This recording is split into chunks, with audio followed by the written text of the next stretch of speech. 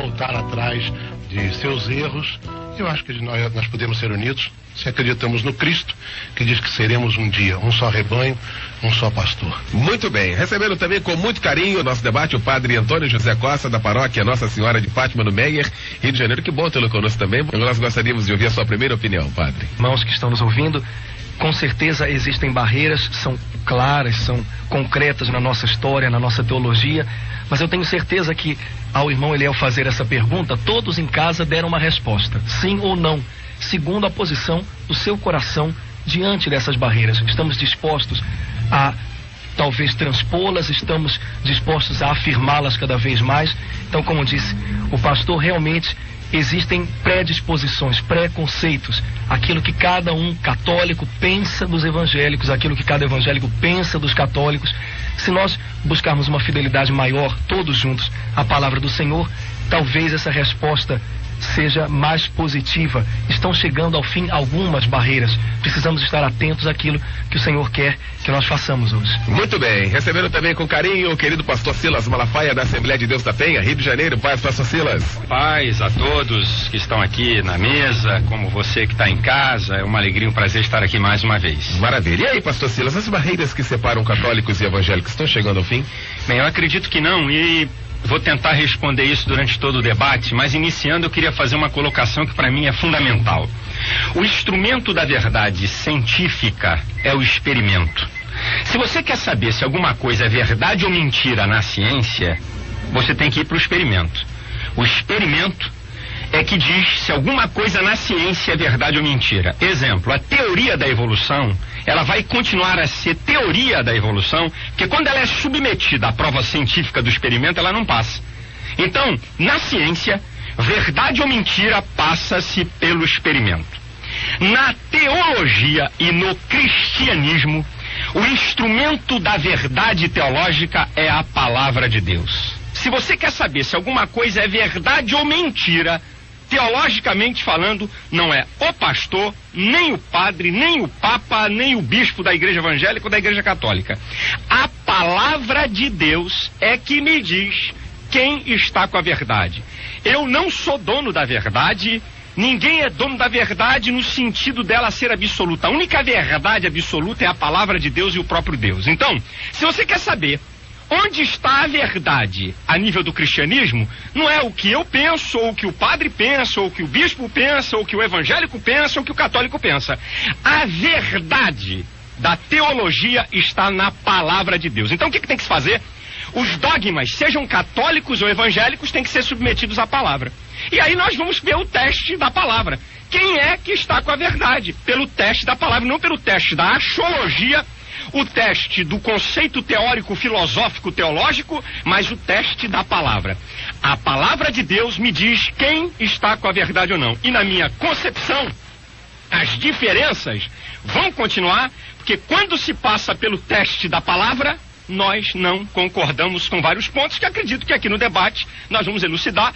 Gostaria de informar também que nós estamos aqui debatendo ideias, não estamos debatendo sentimentos. Nós amamos a todos, até os contrários, amamos os budistas, os ateus, e nós aqui não estamos discutindo pessoas. Eu quero deixar bem claro, porque cada um tem um jeito de ser, um é mais sanguíneo, o outro é mais calmo e tal. Nós aqui estamos debatendo ideias, quero deixar bem claro, amo todas as pessoas, até os assassinos, bandidos, vagabundos que tem na vida. Como cristão nós temos que amá-los. Então, quero deixar bem claro aqui que nós não estamos discutindo personalidades aqui. Nós estamos no campo das ideias e submetendo elas à palavra de Deus, que é o instrumento da verdade teológica. Muito bem.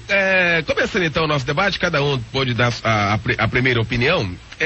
A sensação que a gente tem, pastor Fabiano Ferreira, é de que muitas coisas realmente ao longo dos anos caíram realmente. Você vê hoje o movimento carismático da Igreja Católica cantando os hinos evangélicos. Muitos dos hinos evangélicos são cantados hoje, inclusive o padre Marcelo Rossi já foi convidado várias vezes para estar aqui, mas devido a uma agenda muito concorrida, nunca pôde estar com a gente. Quer dizer, gravou um CD com músicas evangélicas e outros padres também gravando músicas evangélicas, músicas que nós cantamos nos templos evangélicos. Isso aí já foi um grande avanço. De repente isso aí tem soado assim de uma maneira mais amena e muita gente tendo a ideia e a possibilidade da união de católicos e evangélicos. Olha, a realidade dos fatos é que houve uma mudança muito grande a partir do Concílio Vaticano II, em relação até mesmo à própria perspectiva da Escritura. E a partir do momento que se sancionou uma metodologia nova para abordar as Escrituras, e isso dentro da academia, de um modo geral, trouxe uma aproximação entre evangélicos e católicos no que diz respeito à análise das Escrituras Sagradas. A utilização do método histórico-crítico, que começou lá pelo Iluminismo e trouxe uma aproximação a partir do Concílio Vaticano II, como também um incentivo para a leitura da Bíblia nos lares católicos e tudo mais. Essa aproximação, em certo sentido, é benéfica, porque o Espírito de Deus, que fala através da palavra, conduz muitos à verdade através da própria leitura da Bíblia. Agora, o que acontece é que quando nós ouvimos discursos, às vezes, de algumas pessoas, falando algumas coisas que hoje acontecem no catolicismo e coisas que hoje não acontecem, por exemplo, são baseadas simplesmente naquilo que uma pequena parcela de católicos vivencia. Mas o povão, de um modo geral, ainda continua sendo voltado àquelas superstições, idolatria e uma série de outras coisas e não corresponde com a verdade. Então, o que acontece? Quando há essa abertura, de um modo geral, a gente tem a nossa suspeita no sentido de que será que de fato está acontecendo uma aproximação? Eu já ouvi discurso até aqui na Rádio Melodia de que não existe idolatria no sentido de adoração a Maria, não existe uma série de outras coisas, que a supremacia papal, e no entanto a verdade dos fatos não é esta. O que o povão está vivendo hoje no nosso país é de fato a mesma ignorância que viveu na ocasião da Idade Média. Muito bem, doutor Vinícius Nelson. Aliás, foi em abril quando o senhor esteve aqui, não é? Eu fiz a pergunta sobre a questão de Maria e o senhor dizia que a Igreja Católica não tem nada a ver com Maria. Não falei isso não. Eu disse, a Igreja Católica tem muito a ver com Maria, como a Bíblia diz. Vamos providenciar, tem a gravação aí pra gente aí? Muito a ver com Maria. De abril, vê pra gente se tem a gravação de abril. O próprio São Lucas declara o anjo aparecendo a Maria e dizendo, Ave Maria, cheia de graça, o Senhor é contigo. Então, e ela respondendo com a saudação de Ana, mãe de Samuel, dizendo também que todas as gerações me chamarão de bem-aventurado. Então, essa bem-aventurança de Maria para nós continua e não vai desaparecer nunca, porque é bíblica, está nos evangelhos. O que acontece é que através dos tempos, pela ignorância do povo católico, pela ignorância do povo cristão, vamos dizer, a nossa reforma, a contra-reforma começou em 1540 e poucos. Então, durante todo o período do cristianismo, havia sempre a devoção a Maria, no sentido de ser a mãe do Cristo, mas nunca, como muita gente acha, até católicos, de endeusar ou adorar. Nós não admitimos na Igreja Católica a palavra adorar Maria, só se adora a Deus. É o único ser adorado, é o próprio Deus. E o Filho de Deus, Jesus Cristo, é o único centro de toda a vida da igreja. Então esse negócio de dizer que Nossa Senhora é deusa, isso não existe. Nossa Senhora seja adorada, isso não existe. Nenhum católico orientado aceita isso. Nem o magistério da igreja, nem os documentos da igreja, você não vai encontrar nunca ninguém. Hoje, por exemplo, é dia de um santo chamado São Bernardo, que foi um abade que tentou lutar contra os erros do seu tempo, em 1100 e poucos, contra erros do clero no seu tempo, que fundou um monte de mosteiros, depois foi abade no mosteiro de Clairvaux. Esse homem era um devoto de Maria no sentido de ser a mãe de Cristo, a mãe de Jesus, mas jamais falou em adoração de Nossa Senhora. Isso não existe. Criou-se entre nós uma barreira, mostrando isso. É uma coisa muito importante lembrar. Eu sou médico, fiz muitos partos no hospital ali do Amparo da Rua Itapiru, agora chamaram Amparo Maternal, né? Amparo Maternal, acho que é Amparo Maternal. E as irmãs luteranas, que são religiosas, que usam hábito também, elas têm em cada quarto, em cada sala de parto, um retrato, uma imagem de Maria, um retrato, que a gente considera Maria como heroína da fé, como qualquer santo para nós, Dom Pedro I, para herói da nacionalidade, e Dom Pedro II, ou Tiradentes. Então nós temos os santos como heróis, aqueles que são dignos de serem imitados na sua fé em Jesus Cristo. Se não houver fé em Jesus Cristo, e é esse o valor de Maria, quando alguém diz, benditos os seios que te amamentaram, Jesus responde, mais bem-aventurados são aqueles que ouvem a palavra de Deus e a praticam. Maria é mais bendita porque aceitou a vontade de Deus, foi obediente à vontade de Deus e aceitou ser mãe do Salvador. Então é esse sentido que a gente quer dar na igreja. do Salvador. Então é esse sentido que a gente quer dar na igreja. A igreja jamais, através dos tempos, colocou Maria sequer no nível do seu filho. Ela é uma criatura que merece todos os elogios, mas a igreja não está afastada de Maria. Eu respondi naquela época, em abril, alguém me perguntava aqui na mesa se Nossa Senhora de Fátima e as revelações, eu dizia, a igreja nunca pediu que ninguém acreditasse em Fátima, em Lourdes, Medjugorje, nessas aparições todas. Esses lugares têm santuários que louvam a Jesus Cristo e como faz coisa boa em benefício da evangelização e da salvação, a igreja permite. Mas quem não quiser acreditar que apareceu ou não apareceu, isso não tem nenhum valor. A revelação terminou com São João. Não existe nenhuma revelação possível de Maria ou de imagem qualquer ou de coisas como muitas vezes, misturando animismo, misturando espiritismo, os católicos e os evangélicos muitas vezes fazem. A base da nossa formação evangélica e católica jamais admite nenhum outro Senhor senão Jesus Cristo. Pastor Silas Malafaia. A questão aqui é o seguinte: Maria na Igreja Católica tem valor de medianeira. Maria na Igreja Católica. O documento do Compêndio Vaticano II, página 109, Bem-aventurada Virgem Maria, é invocada na Igreja sob títulos de advogada, auxiliadora, adjutriz, medianeira. Eu tô aqui com a Bíblia, eu vou usar a Bíblia da Igreja Católica, tá ok? Tô aqui, eles estão vendo, edições Loyola, edições Paulina. 1 Timóteo 2,5, toda a Bíblia evangélica, a Bíblia não é dos católicos nem dos evangélicos, é a revelação de Deus e vem da tradução dos originais. 1 Timóteo 2,5 diz assim: há um só Deus e um só mediador entre Deus e o homem, Jesus Cristo. A Igreja Católica proclama Maria como medianeira também para ajudar.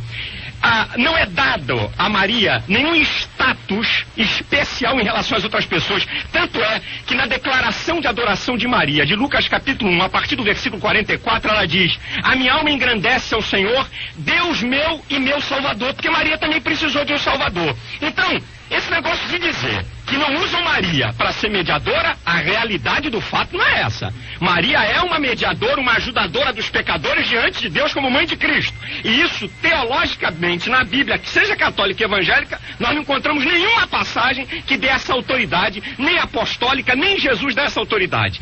Uma outra coisa sobre idolatria que eu acho fantástica. Não, nós não adoramos, nós só adoramos a Deus. Bem, o que significa você pedir alguma coisa a alguém que tem poderes especiais e colocar uma imagem na sua frente e crer que aquela imagem é sua mediadora, que aquela imagem pode trazer para você resultados? O que é isso? Isso é idolatria. Idolatria é você construir uma imagem e dar-lhe um status espiritual, um status acima da normalidade dos homens. O que a Igreja Católica faz a vida toda, meu Deus do céu. E eles nunca negaram isso a vida toda.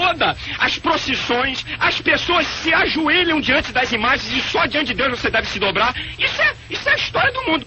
Ou não contaram para o pessoal católico, ou os bispos, os líderes da Igreja Católica, e esqueceram de dizer para o povo deles que não se deve dobrar na Bíblia toda. Leia Isaías 44, 45, 46, da Bíblia Católica ou da Bíblia Evangélica. Vê lá o que Deus fala sobre você se dobrar diante de uma imagem.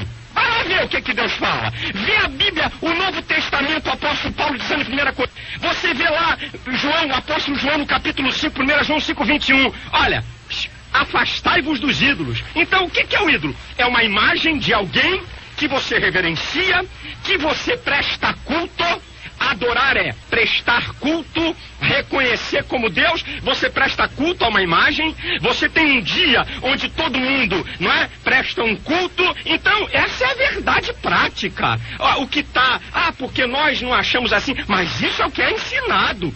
Os católicos têm seus devotos, seus santos devotos, se dobram diante deles, pedem como mediadores diante de Deus, e só Jesus, somente Cristo. E não tem Maria, não tem João, não tem Pedro, não tem Tiago, não tem nada. É só Jesus que é mediador entre Deus e homem. Está na Bíblia evangélica e na Bíblia católica. Essa que é a verdade. Pastor Padre Antônio José Costa.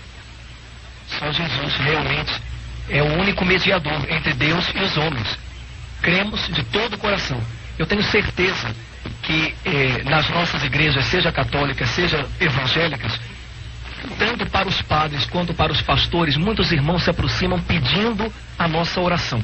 Tenho certeza, para todos nós aqui no final de um culto, num domingo, numa quarta-feira, muitos irmãos se aproximam de nós pedindo a nossa oração, que nós oremos com eles, que nós os apresentemos ao Senhor. Muitos irmãos no final dos nossos cultos, com certeza são chamados ao altar para dobrarem diante de Deus os seus joelhos e com certeza padres e pastores passamos por esses irmãos, impondo mãos, orando por eles, pedindo ao Senhor por eles, eles de joelhos dobrados diante do altar e passa um homem orando.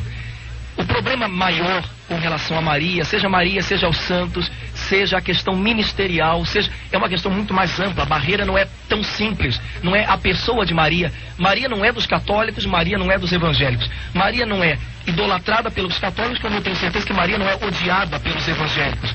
A questão é um pouquinho maior do que essa, a questão das mediações da graça. Jesus Cristo é o único mediador entre Deus e os homens. Ele porta toda a graça de salvação, inclusive para a Virgem Maria. Não há pessoa que tenha passado sobre essa terra que não precise da salvação em Jesus Cristo. Quando nós falamos de Maria ou dos santos, nós colocamos uma questão mais ampla das mediações. E eu tenho certeza, não quero dar resposta para a questão, mas nós temos que trabalhar isso de uma maneira melhor na Igreja Católica, sem dúvida alguma. Nosso povo, que é católico por, não sei, por contato, por tato, né? Você é o quê? Eu sou católico. E quando as coisas apertam, vão a um santuário ou outro, e muitas vezes com ideias muito confusas. O nosso povo católico precisa de orientação. Mas a realidade de que todo aquele que crê em Cristo Jesus é feito sacerdote, profeta e rei, e participa do munus, do poder sacerdotal de Cristo, e uma das atribuições do sacerdote é orar, é interceder, não em seu próprio nome, mas em nome daquele que é a vítima, que é Jesus Cristo. Isso é uma realidade praticada, seja na nossa igreja católica, seja nas igrejas evangélicas. O modo como isso é realizado, o modo de expressão de devoção, muitas vezes é confuso, sem dúvida alguma. Revela confusão da cabeça, sem dúvida alguma. Devemos esclarecer, mas a questão é um pouco mais ampla. Todos nós somos sacerdotes em Cristo Jesus. A minha colocação é o seguinte: é lógico, biblicamente falando, a Bíblia diz lá, Paulo escreve em Romanos capítulo 15, nós que somos fortes devemos ajudar a fraqueza dos fracos e não agradar a nós mesmos. Eu entendo isso. Agora, primeiro, mediador que já está morto, Pedro, Paulo, Tiago, João já morreram, não serve como mediadores, porque a Bíblia, na evangélica e na católica, Hebreus 9:27, depois da morte é juízo. Não temos mediadores depois que morrem. Eu acredito que uma pessoa humana pode ajudar. Agora, mediar no sentido do seguinte, olha, para você chegar a Jesus tem que passar por mim. Não, é no sentido de cooperação, de intercessão pela pessoa, e não no sentido de mediação, que você, para ir a Deus, tem que passar por mim. Ninguém, para ir a Jesus, para pedir coisíssima alguma, tem que passar por Maria. Ninguém tem que passar por Pedro, Paulo, Tiago e João. Porque você sabia que Pedro não aceitou ser adorado? Cornélio tentou adorar Pedro em Atos 10, 25, 26. Se dobrou no jeito, rapaz, eu sou igual a você. Tentaram adorar Paulo e Barnabé, Atos capítulo 13, versículo 14 e 15. Tentaram adorar, rasgaram as joias. Nós somos homens iguais a vocês. O que eu estou colocando aqui é como você constrói uma imagem que no Antigo e no Novo Testamento, na linguagem aqui do carioca, Deus assenta o sarrafo. Deus assenta o sarrafo, na linguagem aqui do carioquês, na idolatria. Idolatria é qualquer imagem ou qualquer figura que você adora, que você pede, que você dá um status superior, transcendente. Como nós podemos usar isso para chegar a Deus ou para pedir alguma coisa? Isso é incentivado pela liderança da Igreja Católica, isso é incentivado pelos homens que detêm o poder na Igreja Católica, tanto é que tem os cultos. E nós temos até na lei do Brasil uma afronta ao Estado laico. Quando no dia 12 de outubro nós temos um feriado nacional que é da Igreja Católica e nós não temos nada a ver com peixe, onde lá as câmeras de televisão, a imprensa se volta para as missas realizadas para Aparecida, onde tem as romarias, onde as pessoas pedem, onde as pessoas se dobram, onde as pessoas choram. Então, ir no santuário de Fátima é para pedir a Fátima, não é para Jesus não. Vai lá e vejam. Vai em qualquer santuário, seja em Aparecida do Norte, que eles não estão pedindo a Jesus não. Estão pedindo a Aparecida para poder resolver seus problemas. Biblicamente não tem respaldo. Doutor Vinícius Nelson. Não tem respaldo. Doutor Vinícius Nelson. Nós, sobre as imagens, nós queremos falar uma coisa muito importante. A gente usa um termo de semântica, idolatria e veneração. quando a gente tem uma imagem, no caso, um busto de um herói da nacionalidade, ninguém está adorando Dom Pedro I, Dom Pedro II, ninguém está adorando ninguém disso. Quando você tem no seu bolso um retrato da sua esposa, e eu também, dos meus filhos, dos meus netos, a gente não está adorando a imagem, está simplesmente lembrando de alguém que foi herói da fé e que merece ser respeitado, merece servir de exemplo. Quando é muito comum dizer assim, o Papa canonizou fulano de tal. O cara já era santo de qualquer jeito. O Papa colocou num cânon, num livro, o nome de alguém que podia servir de exemplo. Só isso, não transformou ele em santo na hora que canoniza. Isso é uma palhaçada, isso é besteira de jornal, de mídia, de Globo, de um monte de besteiras. A questão de uso de imagens é muito engraçada. Eu estou aqui com um livrinho, inclusive, de Estevão Bittencourt, que é um cara muito inteligente, que está doente agora, já esteve aqui algumas vezes. Eu sei que é um homem, foi ele que mandou vir aqui, ele é um cara maravilhoso. É uma coisa muito relativa ao Antigo Testamento, ao Citizenleben. Vocês têm que ver de acordo com a circunstância da época.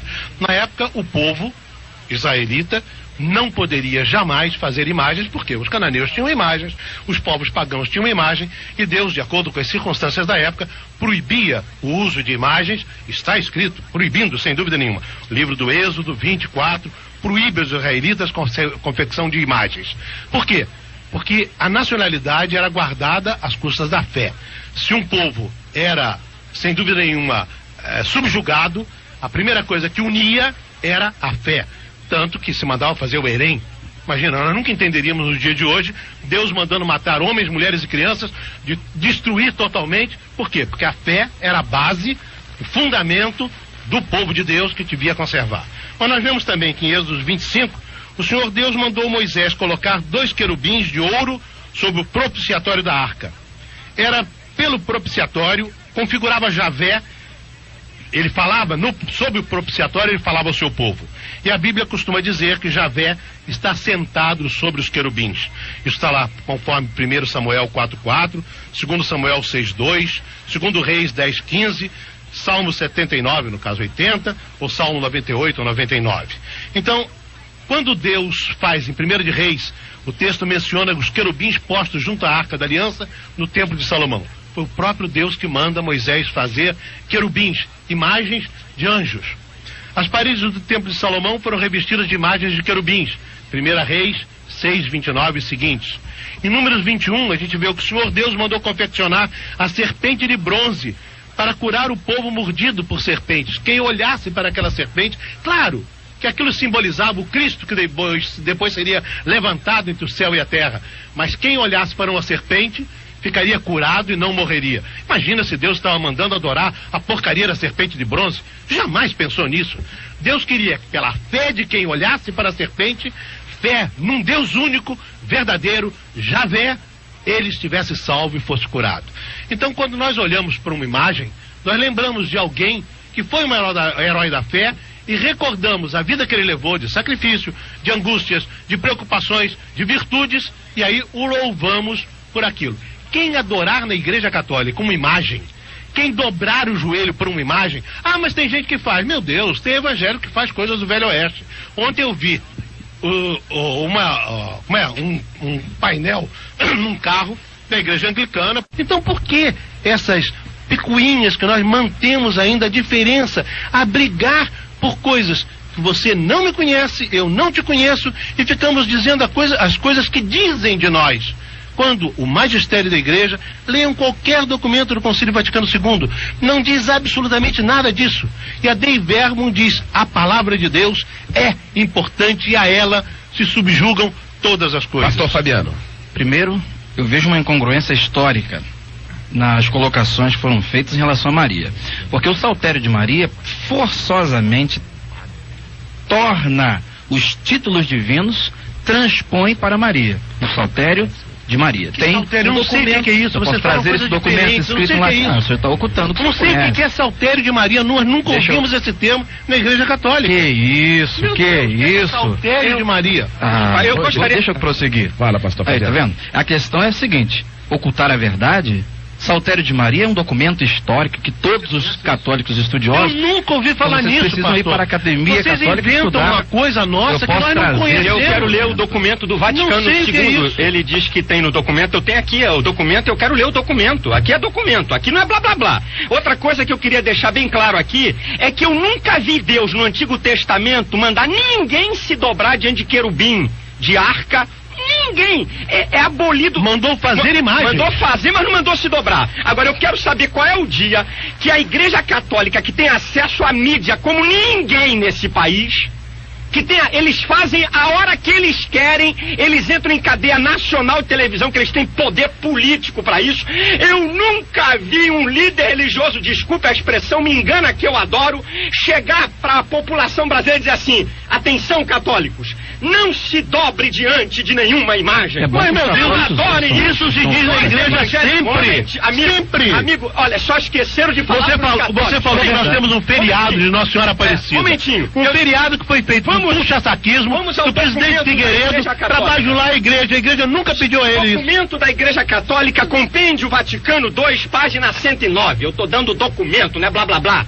A bem-aventurada Virgem Maria... Bem-aventurada, diz em São Lucas. Virgem Maria me chamarão bem-aventurada. Virgem Maria até Jesus, que depois ela teve filhos, a Bíblia mostra isso. Não acredito nisso. A Bíblia chama, a Bíblia faz... Os católicos dizem que os filhos eram parentes, mas quando a Bíblia fala de parentes, Lucas 1,35, chama Isabel de prima. A Bíblia define o que é parentesco de Maria e define o que é filho. No aramaico não diz isso. Vamos deixar essa de lado. O que tem a ver aramaico? No aramaico não diz. A língua aramaica não tinha a palavra irmãos, nem primos. Meu amigo, você não está falando com quem não conhece.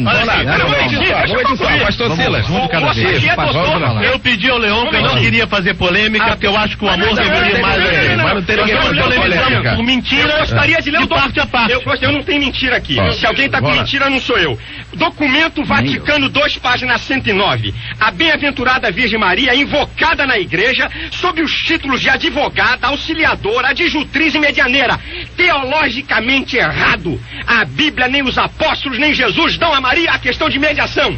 Não dão. Outra coisa, quando você diz assim: olha, você anda com a foto do teu filho e da tua mulher no teu bolso, é pra você lembrar. Só que não é pra mim me ajoelhar diante de foto de meu filho, não.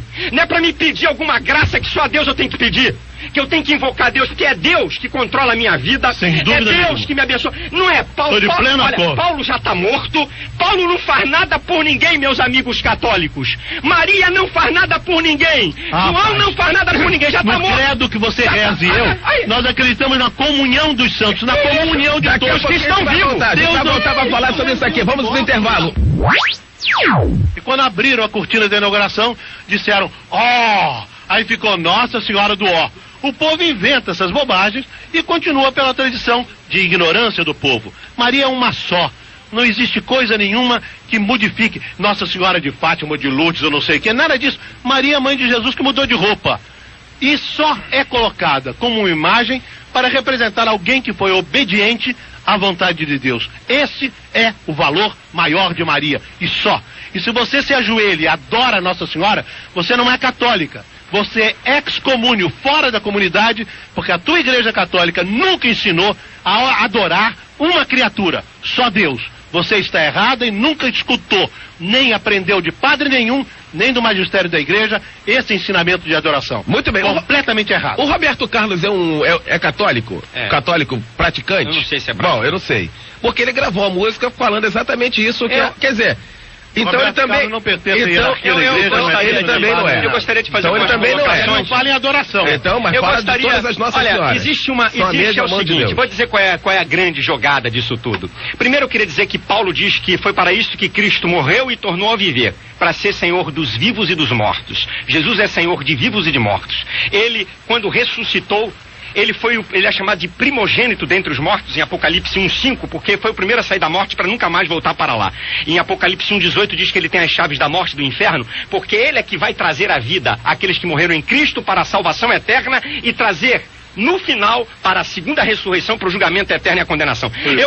Eu gostaria só de dizer que eu queria aproveitar aqui em alto e bom som e oferecer meu programa em rede nacional para a maior autoridade da Igreja Católica e no meu programa de graça durante um mês e dizer em rede nacional de televisão, olha, tá aqui, podem levar os amigos aqui para o maior líder da Igreja Católica no país, durante 30 dias eu vou dar o meu programa para ele dizer, católicos, não se dobrem diante de imagem nenhuma. Amém. Católicos, não peçam a nenhum santo nada, porque é só Jesus. Olha, eu estou oferecendo o meu programa, porque a grande verdade é que isso é escondido. Eu não estou falando do amigo aqui, eu não estou nem discutindo a honestidade dele e a fé dele, o cristianismo do amigo diácono que está aqui, nem do padre que está aqui. Eu não estou discutindo eles. Eu estou discutindo o que a Igreja Católica não faz nesse país, não faz no mundo inteiro. Faz no mundo inteiro. Olha, você quer ver quantas coisas foram introduzidas? Não dá nem para falar tudo. Você quer ver quantas coisas? Você sabe da história, isso aqui não é cristianismo da Igreja Evangélica. Até os 3 primeiros séculos, a Igreja foi massacrada. Constantino subiu ao trono e se proclamou alto benfeitor do cristianismo. Aí a bagunça começou. Aí, a partir daí, do século IV, anos 312. Em 378, todas as vezes que a igreja se aproximou do poder civil, a igreja aí Graciano entrou pelo buraco. Graciano, como agora também no Rio de Janeiro, quando a igreja evangélica começa a se apoiar muito num governante evangélico, essa é uma boa. Começa a perder as ninguém mais. Primeiro eu gostaria de dizer que a Igreja Católica ela tem que definir. Qualquer uma longe do poder. Ela tem que definir. Então eu gostaria de o diácono informar os líderes da Igreja Católica para eles se definirem se eles são Estado ou Igreja. Porque o Vaticano é um Estado. Sozinho. Com corpo diplomático e tudo. E quer falar dos evangélicos, é piada um negócio desse. Outra, quem mais faz política nessa nação é a Igreja Católica. A Eclésia de base apoia o PT. Vamos deixar de história aqui. Não é verdade, porque eu não apoio. Quem está por debaixo dos bastidores políticos são a Igreja Católica, que é uma diplomacia. Olha só, eu nunca vi Jesus mandar a igreja fundar Estado. Olha outro erro crasso. A Igreja Católica é um Estado, para ter status diplomático nas nações. Agora, você quer ver quanta bobagem foi depois de Graciano? Você não verá, nem eu, nem o Padre Antônio, eu não estou falando do senhor. Coisa nenhuma da sua igreja, não Assembleia pode, de Deus, nem presbiteriana, não. A base de jamais eu vou atacar qualquer uma isso das... aí, sabe o que nós é? somos... É subterfúgio, agora, amigo. Diferente do que fomos da Idade Média. Posso falar a pra Igreja terminar? Católica Só pra foi intolerante. Vocês agora são intolerantes. Não vai ler pra dar os dogmas. Okay, não vai ler pra dar os dogmas. A intolerância, sabe o que é? É porque a verdade, eu sei que todas as vezes que você fala a verdade, ela dói. Agora, amar é falar a verdade. Você continua... Amar... Peraí, aí não dá. Você considera que nós somos mentirosos. Vamos deixar só. Doutor Vinícius, eu esperei o senhor falar. Doutor Vinícius, já vamos ouvi-lo. Eu jamais diria que você é mentiroso. A minha igreja, como a sua igreja, procura a verdade. Ok, muito bem. Doutor Vinícius, já falo o que a gente quer ouvir, falo o que a gente precisa ouvir. E quando você, com verdades, mexe em dogmas, em tradições que você bancou a vida toda, isso machuca, eu sei. Eu disse aqui no início desse programa que eu não estou discutindo pessoas, eu estou discutindo ideias.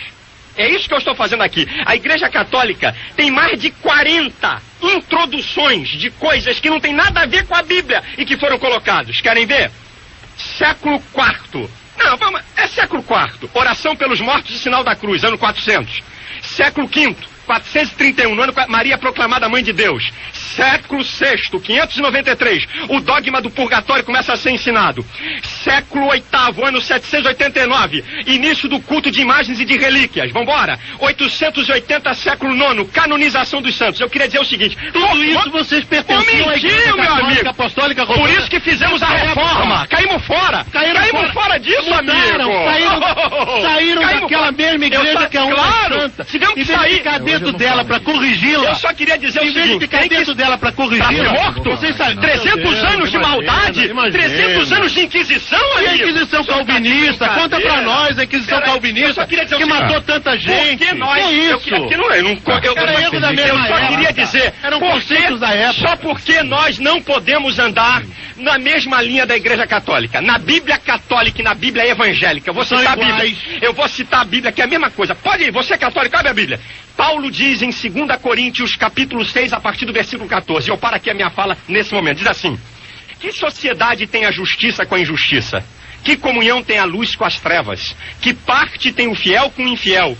Que consenso há entre o templo do Deus e os ídolos? Porque vós sois o templo do Deus vivente, como Deus disse, neles habitarei, com eles andarei. Pelo que? Saí do meio deles, apartai-vos, e não toqueis nada imundo. Então eu vos recebereis, eu serei para vós pai, e vós sereis para mim filhos e filhos. Eu não tenho consenso com quem adota a idolatria. Muito bem, já vou ouvir o Padre Antônio, quero ouvir o pastor Fabiano Ferreira. Demônio, é o senhor que está falando. Pode cortar. Pois não, pastor Fabiano.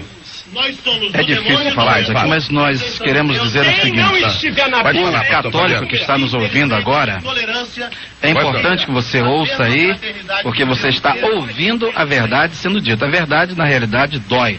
E nós sabemos muito bem que altas lideranças do catolicismo sabem a verdade. Porém, você que é católico, que acabou de ouvir essas declarações todas aqui, saia dessa ignorância, hein? Creia em Jesus Cristo como seu Salvador, porque todas as lideranças do catolicismo que são pouco instruídas sabem bem disso. Num curso de teologia sistemática, numa grande universidade aqui no Brasil, aconteceu uma pergunta de um protestante que estava assistindo uma aula de soteriologia, doutrina da salvação.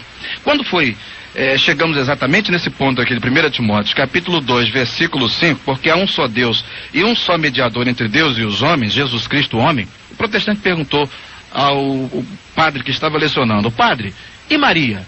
Ele bateu na mesa e disse: eu já disse que há um só Deus e um só mediador entre Deus e os homens. Isso quer dizer que na academia as pessoas instruídas sabem muito bem da realidade, porém o povão que fica na ignorância e sendo explorado por causa da ignorância não tem conhecimento dessas coisas. Mas você que está nos ouvindo aí, creia nessa verdade, porque é Jesus Cristo, o único mediador entre Deus e os homens. Muito bem. Assina embaixo, como católico, assina embaixo.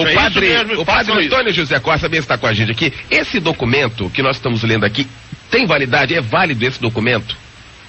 O do Vaticano II? Isso. Sem dúvida. É válido? Sem dúvida. É o documento da Igreja Católica. Lembrando só que todo documento tem que ter uma interpretação reta. E há uma comissão da Igreja Católica, uma comissão permanente de reta interpretação dos documentos, principalmente do Vaticano II.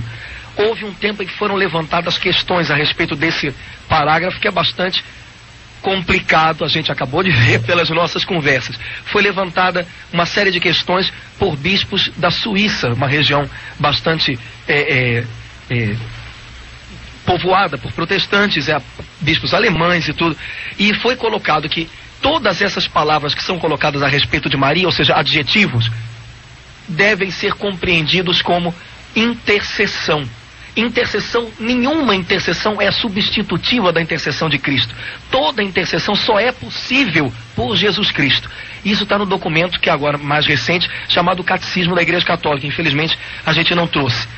Só queria Então Maria fica sendo intercessora, ela perde o cargo de medianeira. A compreensão de medianeira, todos esses adjetivos que o pastor Silas colocou, é intercessão, ponto. Nada além disso, não é possível nada além disso. Não existem dois caminhos para se chegar a Deus, um que é Jesus Cristo e um que possa dar uma curva ali pelo lado e seja Maria. Ouça, não católico. É possível isso. Agora, o pastor Fabiano colocou a questão daqueles que frequentam a academia. Bom, eu frequentei a academia, então a minha obrigação como líder da Igreja Católica também é passar isso para os meus irmãos. Então, se os irmãos que estão ouvindo, a Carmen que ouviu, deseja ouvir toda essa documentação partilhada com os irmãos, vista a partir à luz da palavra de Deus, Paróquia Nossa Senhora de Fátima no Meia, porque nós não podemos esconder, como o irmão mesmo colocou, e essa não é uma barreira que nos desune, essa é a única ponte que nos une, porque é o nosso único Salvador.